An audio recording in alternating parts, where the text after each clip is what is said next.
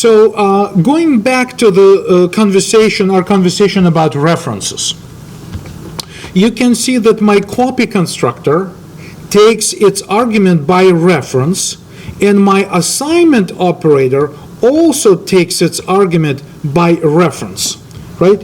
So what happens is that when I say st2 equals st, and the copy constructor, as we already know, gets invoked, st, if I wasn't passing anything by reference, let me just, right, if a reference didn't exist, right, so if my copy constructor int stack had to take its parameter by value in stack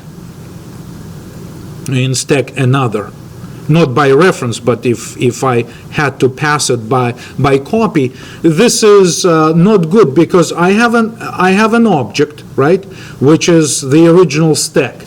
Then I'm trying to write a copy constructor, but in order to pass this object to this copy constructor, I'm passing it by value. That means that before copy constructor is invoked, a copy had to be manufactured, and therefore, for this copy, another copy constructor has to be invoked. And for this copy constructor to be invoked, another copy has to be manufactured, and its copy constructor has to be invoked. And it's an endless process, so we have a deep recursion of the invocation of copy constructors, which is obviously just really terrible. It's not good. So instead, what we say is that when we implement copy constructor, of course we pass it by reference, okay?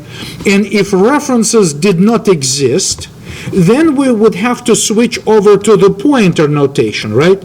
We would make it a pointer notation. I'm sorry, not here.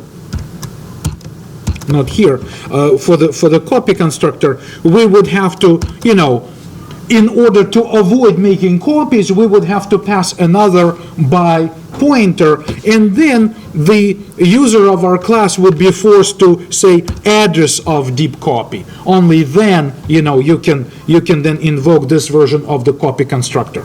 So again, an ability to have references simplifies the syntax. In other words, in other way, involved with pointers. So essentially, references become really, really essential to programming copy constructors and equal operators, because they remove this, unnecessary syntax of pointers, because they really simplify things a great deal. They just say, look, another here will be just a synonym, another name for already existing object. And every time you use another is like if you had just created that object and referred to it by name. When you refer to it by reference, it's just like referring to the first time created object by its name. So that's the need for references, and this is why we had to talk about references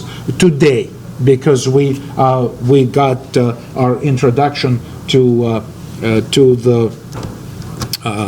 the idea of copy constructor and the need for assignment operator. Similar concerns will exist in Java, right? Just like in C++, you can have a Java object which contains a reference to some array. Well, guess what? If you just make a copy of that reference, you're still making a shallow copy. So the simplicity of memory management that garbage collection gives you in Java does not remove the need for copy constructors, okay? So there you have options to deal with issues related to deep versus shallow copies in Java. This issue does not go away in Java. It's the same. You still have to think about the need for making deep copy, because most of the time, if you just use something very simple to make a bitwise copy of an existing object, in most cases, when you have one object using references to other objects, it's not going to be correct behavior, and you will be stuck in some really terrible behavior. not very good behavior, not what you expect. So deep copy versus shallow copy is accomplished by adding copy constructors, or separate method which would manufacture a copy by taking some prototype and making an exact copy. Either way can be done in Java and in C++, but the copy constructor is a very straightforward version of making a safe deep copy of the object, which happens to be a resource manager to some dynamically allocated resource out there in memory. So these issues are important.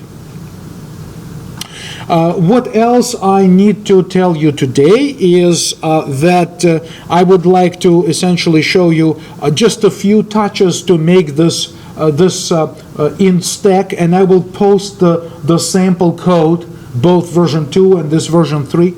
I will post samples on our website so you can have access to all of this code. Obviously it's preserved on my laptop, so I will load it sometime this week.